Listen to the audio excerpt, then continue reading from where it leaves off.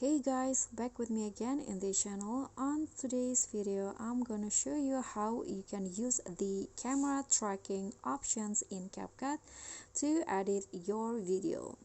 So here I've already add a dance video where the person is dancing while sitting down, and I want to make it the camera follow a certain part of this person's body, so you can use the camera tracking option.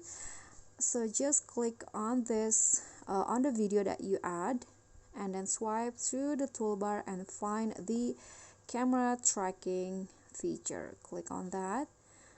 Okay, so if you want to use this feature, you need to make sure that you are in the CapCut Pro. If you haven't, you need to subscribe first. So here you can choose the part or the subject that you want to follow or track. I'm going to use hand, and after that I'm going to use this is a right hand, and then click on start.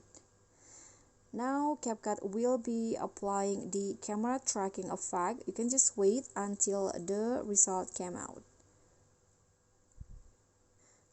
Okay, so the tracking process is done, and when it's done, there will be a few options to adjust. You can adjust the rotation. If you want to make the video still fit into the canvas, you need to turn this on like this. And you can also keep hand size and blur the canvas if you want. Just click on the check icon, and here is the result.